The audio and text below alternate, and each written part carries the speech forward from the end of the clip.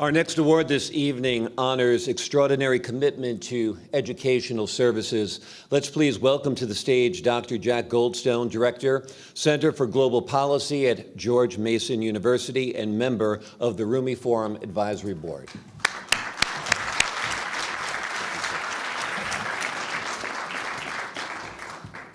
Thank you. Again, welcome to everyone. This year, the Rumi Forum's Extraordinary Commitment to Educational Services Award is presented to Dr. Alan G. Merten, President of George Mason University. Dr. Merten became President of George Mason in 1996.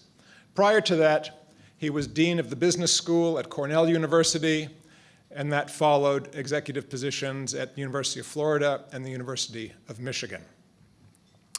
Alan is known to those of us at George Mason for the extraordinary role he has played in bringing Mason into the front ranks of global research universities. Not that long ago, we were a modest commuter college, but during the 15 years under Dr. Merten's leadership, George Mason has gained international renown for its creativity, for being a magnet for talent, and for its service to the Northern Virginia and Metro Washington community. Those outside George Mason will know Alan for his service. He has been on the board of directors of the Greater Washington Board of Trade, the Northern Virginia Technology Council, the Inova Health System Board of Trustees. He was a member of the Governor's Blue Ribbon Commission on Higher Education and served as program chairman of the 1998 World Congress on Information Technology held at George Mason University. Dr. Merten's PhD is in computer science, and that has helped him be a leader in exploring the improvement of information technology in education and in government. One thing that Alan doesn't always like brought up, but I have to say, when I first arrived at George Mason 7 years ago, I was told, you have to see this remarkable guy who's the university president. Every fall, he gets down into shirt sleeves and helps the freshmen move into the dormitories. It's amazing, and it truly is, but it shows that Alan really cares about seeing his students thrive. I can tell you he cares about seeing his faculty and university thrive, and he cares about seeing the entire community thrive, and in making education part of service to the community. It's a great pleasure for me to present this year's Extraordinary Commitment to Educational Service Award to Dr. Alan G. Merten. Will you please come to the stage, Dr. Merten?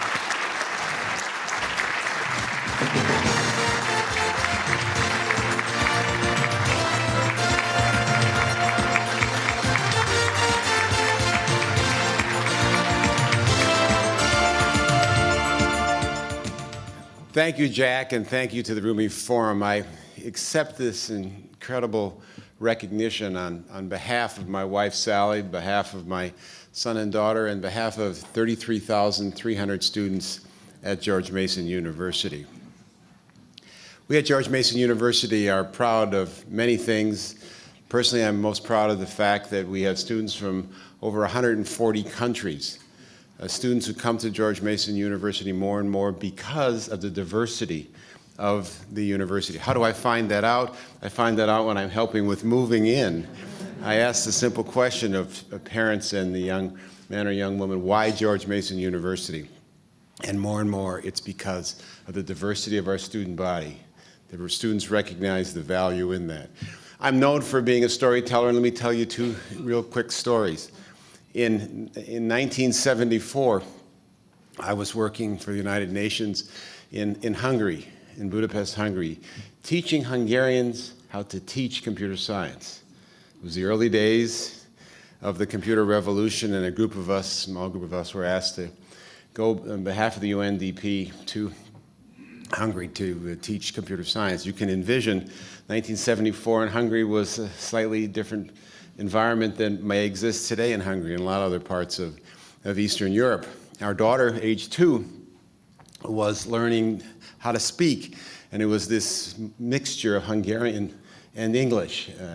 But she was doing quite well at it all. We weren't doing as well. We were shocked by this different environment living behind the Iron Curtain, as my mother and father reminded me when we left. It was a very different environment. And one day, Melissa, in this mixture of Hungarian and English, came to us and she said, "Mom and Dad, can we get a sitsa?"